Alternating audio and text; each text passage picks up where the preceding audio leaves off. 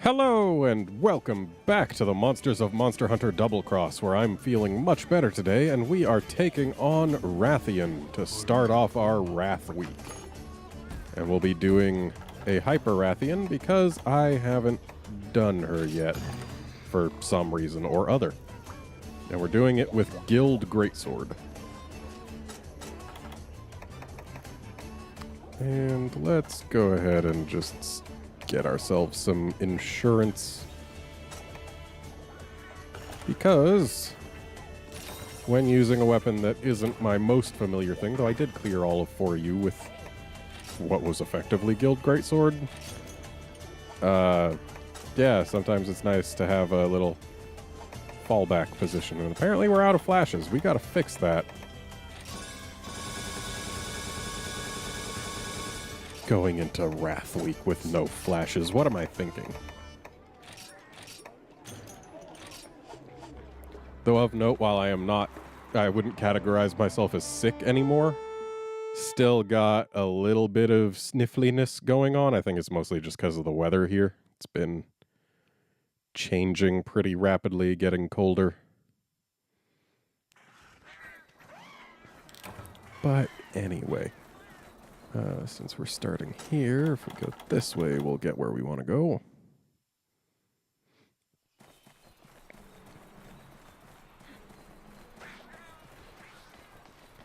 And for our Hunter Arts, we've got the Lion's Maw 3, I think that's what it was called. And then the Brimstone Slash 3, or whatever that was called. It's a very nice combination of arts, works well together.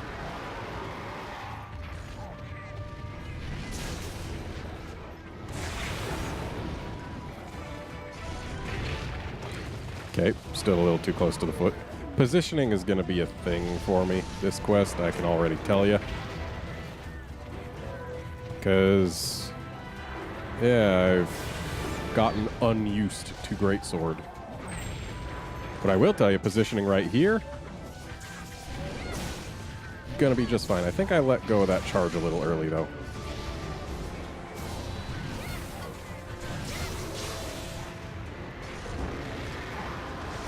So it looks like we can use Lion's Maw 2, maybe 3 times before Brimstone Slash charges. And considering using it gives us a lot of increased damage for one attack, there's not much reason not to use it. Especially when we can do that and thus get a full charge right here.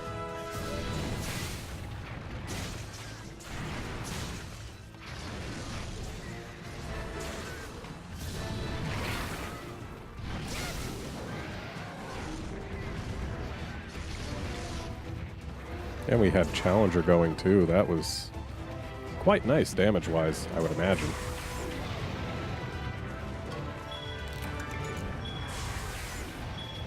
Way to just dance around me there, lady.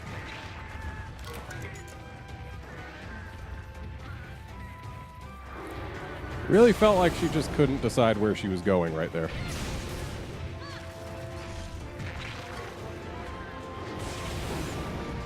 Did not mean to actually go off the ledge, but it looks like it was kind of okay that I did.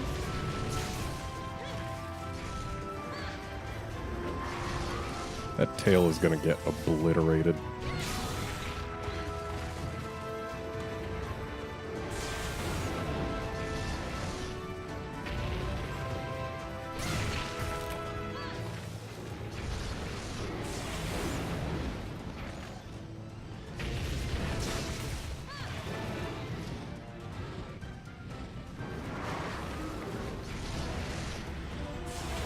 Now, Rathian is a little special in that she is one of exactly 2 monsters in the entire series to have been present for every single game. If it weren't for Generations and Monster Hunter 4, Diablos would also have that distinction, along with Rathalos. But Generations and 4 did exist and did not have Diablos, but they did have the Wraths. The Wraths are the only monsters who have been in every single game, and incidentally, they're also among the monsters who have gotten the most changes. And that was because of Monster Hunter Tri. Since they were brought forward, Capcom felt the need to bring them in line with the other new monsters, so they got a complete overhaul, which ultimately resulted in them becoming as they are now.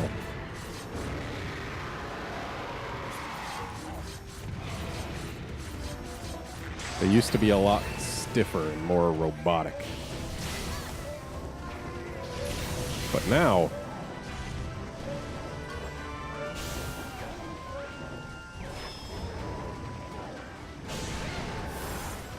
wow, nice whiff there, me. And now the Wraths move much more dynamically. They still have the same general behaviors, but everything about them has been polished, from their look to their animations. They've been given a lot of new moves to make them more threatening. And of course, they're also affected by the stamina system, as all monsters have been since Monster Hunter 3. Tri. Though it is worth noting that hyper monsters are not affected by it.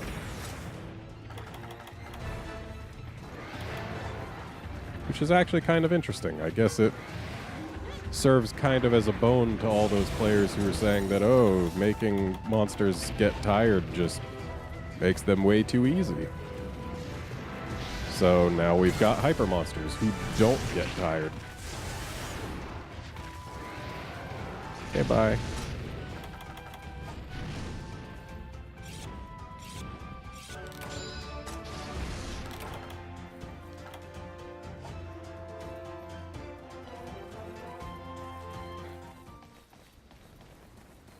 I think that's 2 load screens she just went.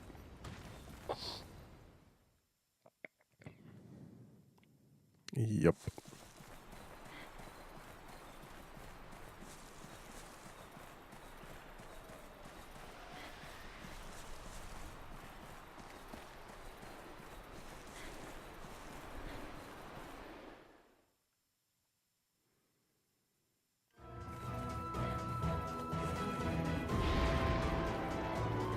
They actually changed the design of the Wraths enough that, per lore, the Wraths that we fought in the 3rd gen were actually a subspecies of the Wraths that we had seen prior.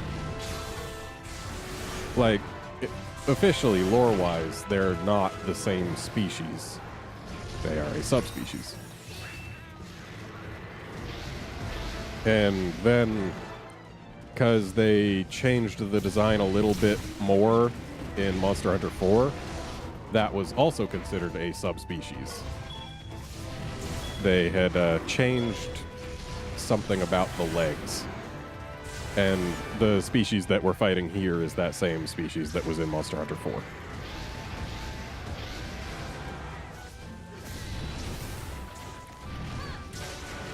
Felt like I would have reached a little bit farther behind myself with that slash, but guess not.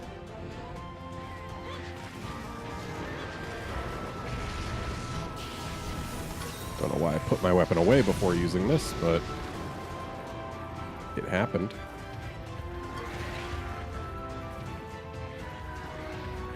Do a flip.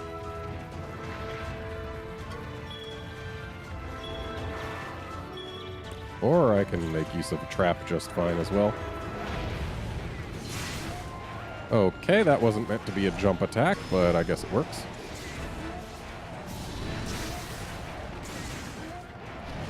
And apparently the attack that comes from the Lion's Maw still counts for charging it, which is nice.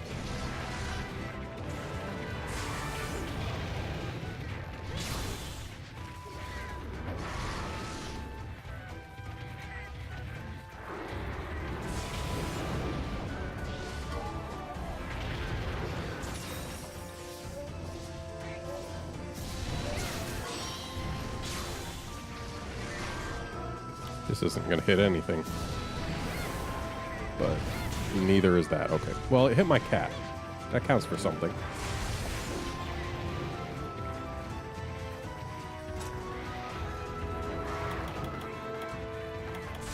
Yeah, to my knowledge, the Wraths are the only monsters that are considered to have subspecies that don't actually have a different name.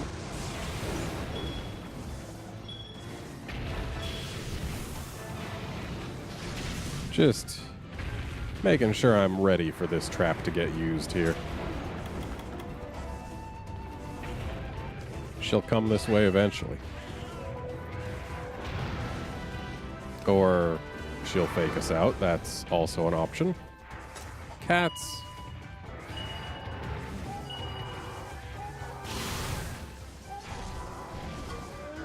I'm aware that you do more damage with this if you take a hit to actually initiate it. But you also do more damage if you actually hit the monster, which I seem unable to do. So really, it's a moot point. Could have sworn I would have been in a position to hit her there, but I don't know if it's that my sword isn't as long as I think it is, or if she was just positioned differently than I thought she was, but I definitely whiffed.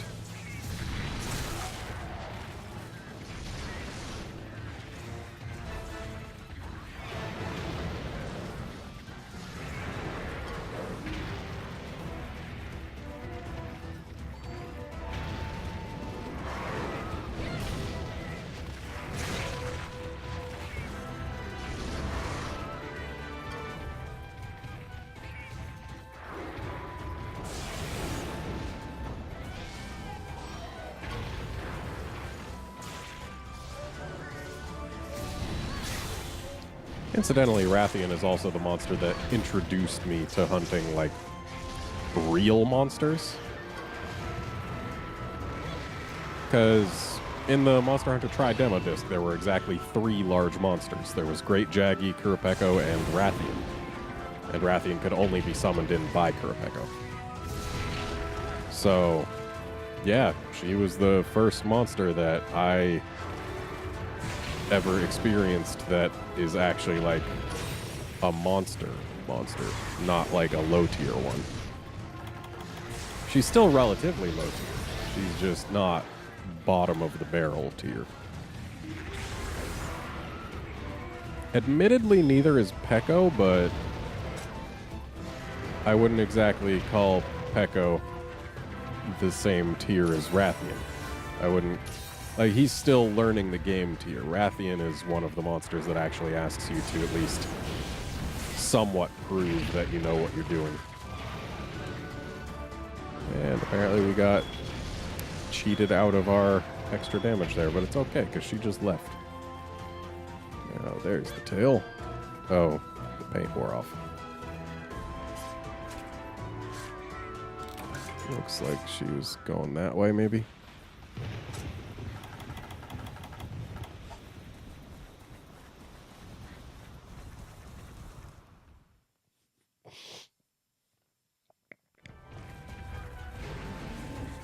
Always nice when you manage to find a monster again easily.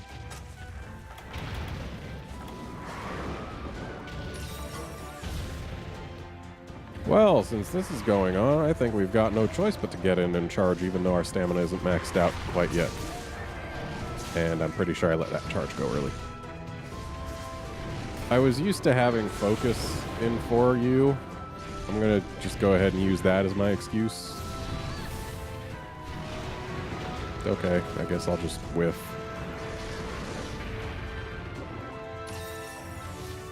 I feel like I need a bigger greatsword.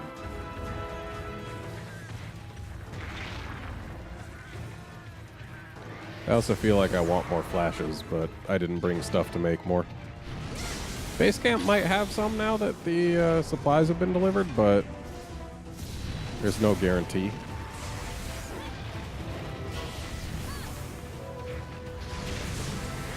Good, she let us actually get it that time.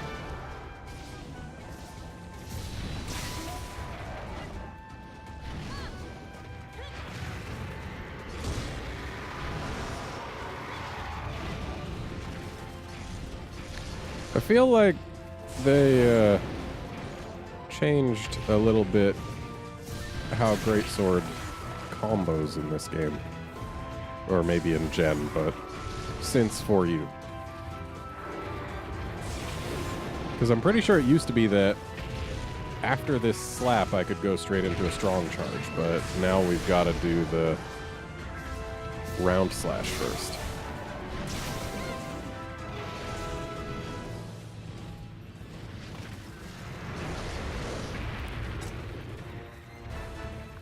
Yeah, I'm pretty sure we used to be able to go into the strong charge from the slap, but it seems that is not the case anymore.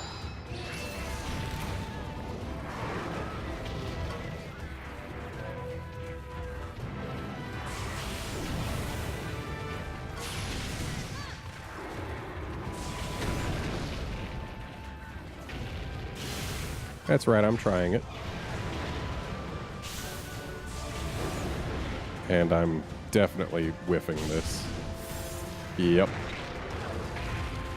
Was really hoping she would go for me, because that way she would have triggered it, and thus we would have gotten the extra damage. But when she's instead just kind of faffing about in the air, going after cats, yeah, it doesn't really help, does it? Maybe before the quest is over, we'll manage to land one of those, but no promises.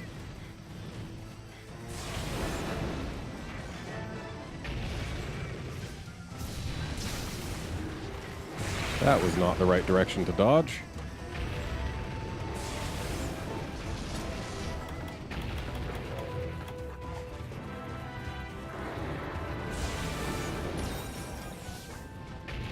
Ooh, SP mode.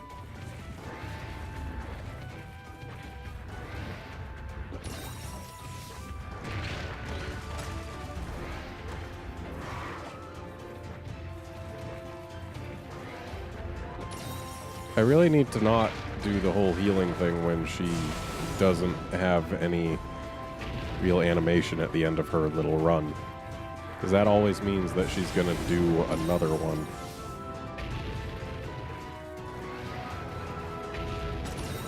Just sucked down a lot of Mega Potions that I didn't need to.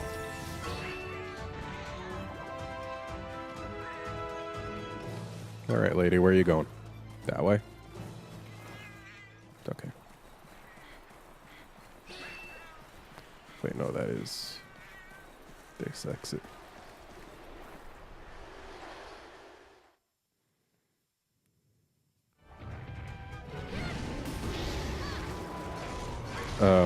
You're really not good at leading your shots to hit a moving target, are you? I was falling in a straight line with no ability to change my direction, and you still fired at where I was instead of where I was going to be. Ow. I really get greedy with my charges. I always want to go for level 3, even though going for level 3 isn't always the best choice.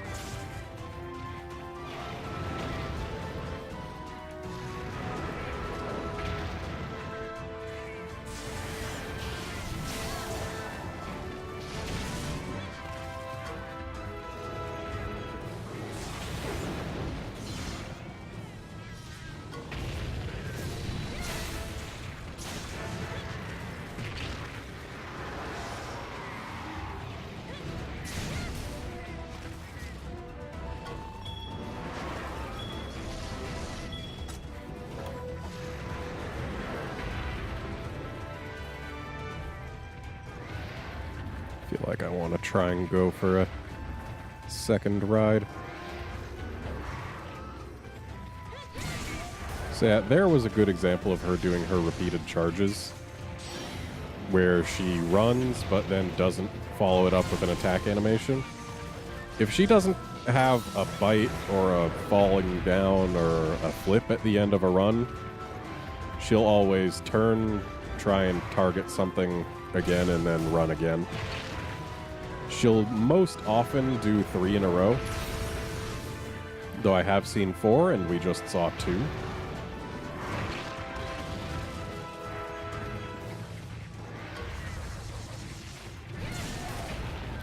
Pinning is another thing they added to the Wraths in Tri, because pinning wasn't a thing before then.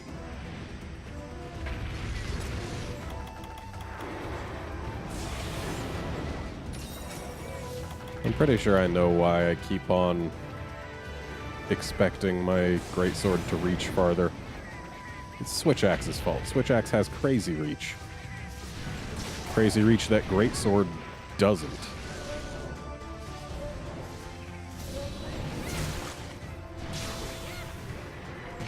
And honestly, it stands to reason that I would enjoy Switch Axe so much.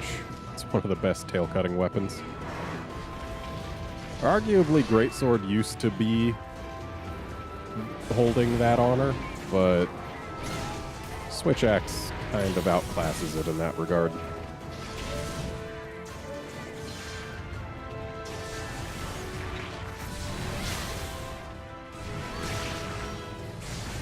So that time, the attack that we used Lion's Maw with didn't give us much. Oh, I know what it is. Our cat must have played a horn that one time. And that's why we had so much Lion's Maw built up after attacking out of it. Yeah, the cheer horn. It gives more hunter art juice.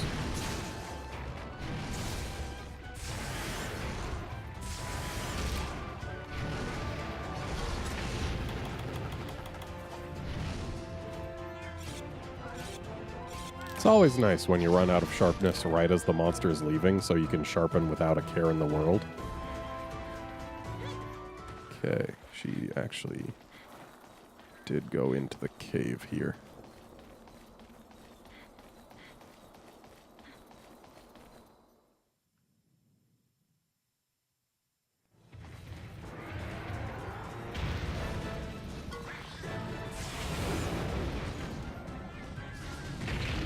Oops.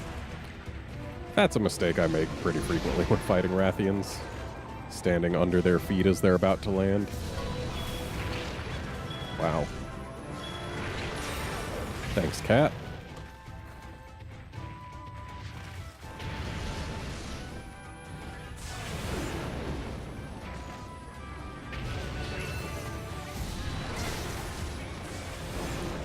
These great thunderbugs are going to need to chill.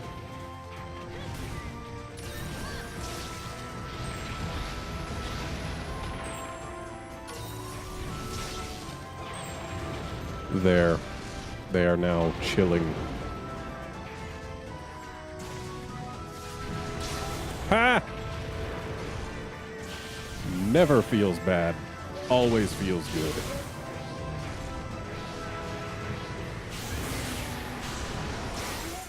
There, we landed it, and it was a counter one, because it countered the roar. I feel like that could not have been better timed, because the roar also came with an enrage, thus also giving us a challenger. So that was... And we also landed the hit on the face, so it's about as much damage as we're able to do in one hit. At least with our current loadout of stuff.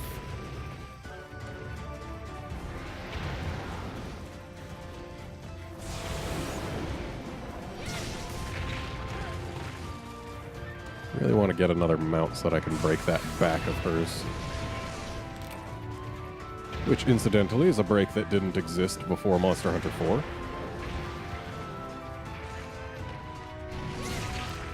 It's really interesting looking at how Rathians looked before and after Try.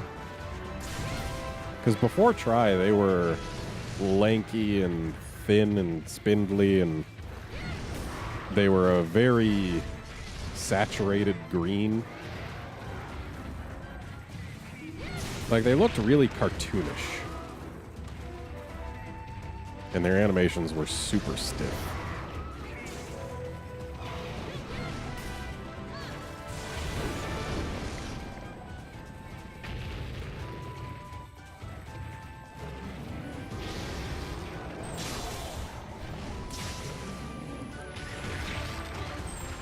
Well, we got very briefly paralyzed there.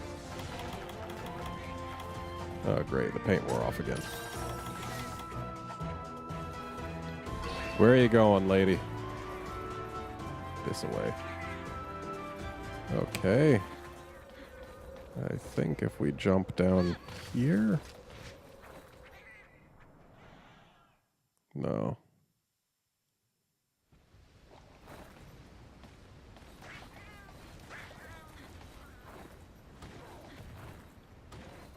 Maybe up here?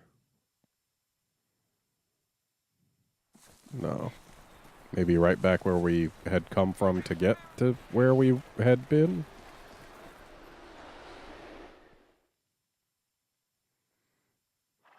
No.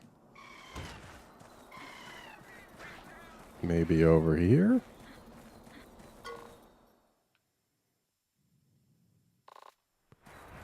Yes. What was she doing coming all the way over here? She's a hyper monster. She doesn't have stamina, doesn't need to eat. Dang it. Forward momentum has screwed me.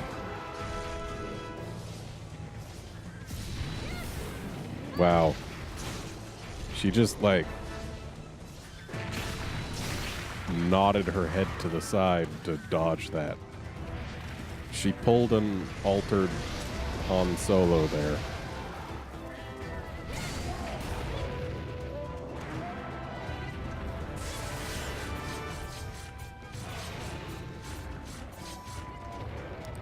Well, hopefully this will break her back. There we go. Wasn't aware that it was the sub-quest, so I guess now I'm even more glad that we broke it. I need to stop hitting X. It used to be the faster way to get to the strong charge, but now it doesn't get to the strong charge.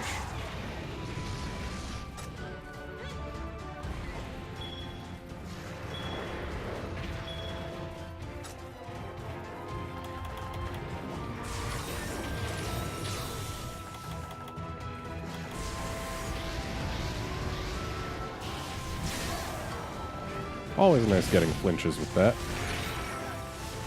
Means we don't gotta worry about whether or not we're gonna get the boost.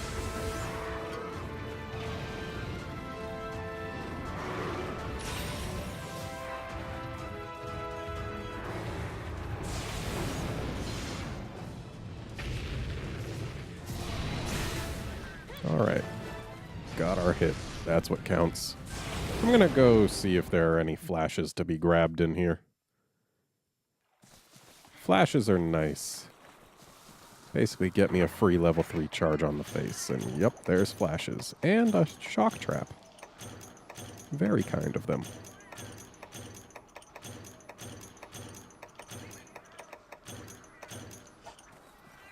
There we go.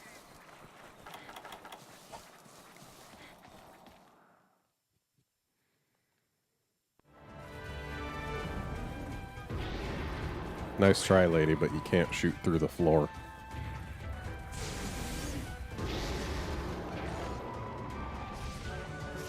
I feel like Rathians also used to be smaller. So that might just be a screen size deal. Because the PSP and my iPhone do not have as large screens as this TV. So yeah, it could just be a screen size thing.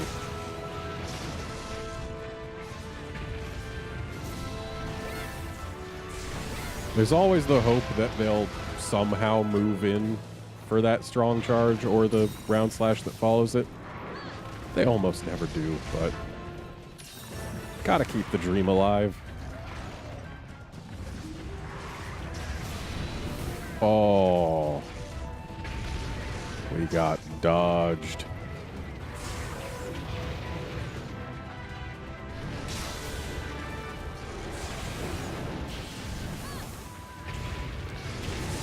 Ooh. Almost missed out on my buff there. Do a flip.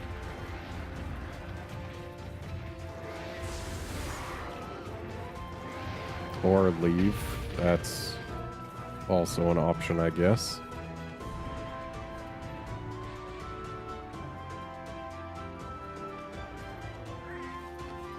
Looks like if nothing else, this hunter art does last for a long time before you absolutely need to use it.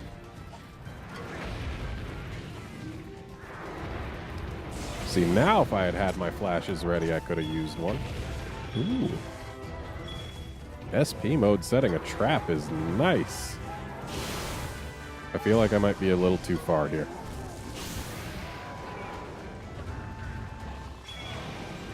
No, I'm definitely too far. Would have been nice if a conga came to help out instead of just lazing over there. Usually they're much more enthusiastic about coming to say hello.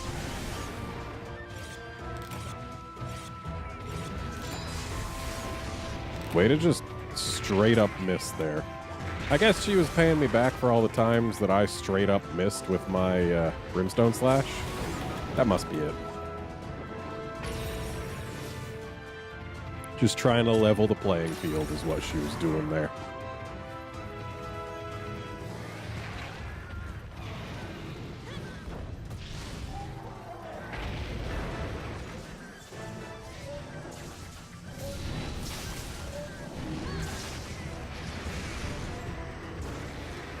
If only I had plugs. Incidentally, that back hop following a roar is a thing that Wraths always do now, but prior to Try, they didn't do. And with Rathalos, it's even nastier because it always comes with Fireball. But if you've got flashes at the ready and either aren't affected by the Roar Stun or aren't affected very long, like Dread King's Roar Stun is nothing, then you can just be ready to toss a flash as soon as they hop back and make them cry. So I want to get my Lion's Maw ready here. There we go. Because that way we can be a little more effective in waking the queen up.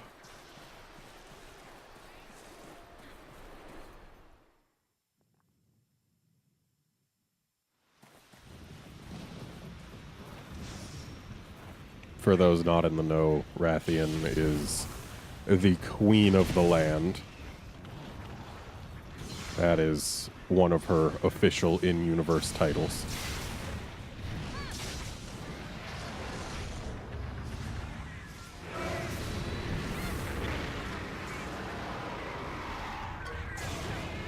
Though her actual title is, or rather her, like, the title she's known by for her parts and whatnot is just female fire wyvern.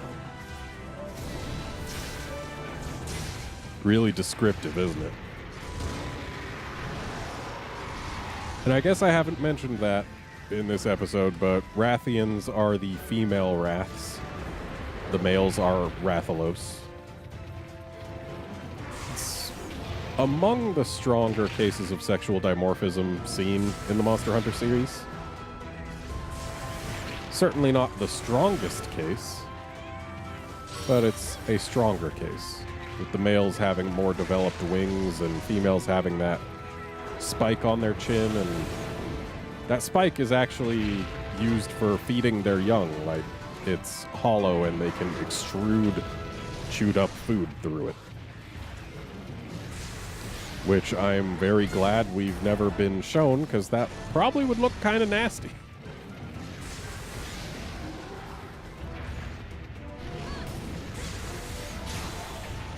The females also have the more poisonous tails, which is kind of weird, considering that Rathalos has a very clear, like, actual for real stinger on his tail. And yet his tail is not used in any of his poison-causing attacks. It's his talons that cause the poison. It's kind of weird.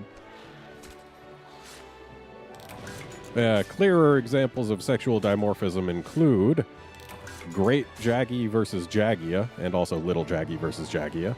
The Celtis pair, of course, is probably the greatest example of sexual dimorphism, with the male having wings and the female being a freaking tank with a scissor tail. Royal Ludroth versus regular Ludroth, with the royals being males and the regular Ludroths in most cases being their harem. There are several examples of it, but the Wraths are the most famous example. Also, they look pretty nice. Like, the textures are a little stretchy and the spikes are very clearly 2D things, but Wraths look pretty nice. The wing webbing, the membrane, looks especially nice, especially while they're alive. But yeah, Wraths are pretty neat. There's a reason that they've stuck around, partially because they were the first monsters designed for the series, and partially because they're basically the series flagships. So they've been in every single Monster Hunter game to date.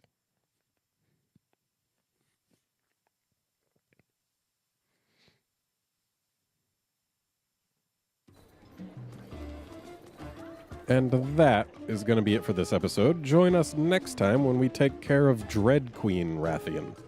See you then, friends.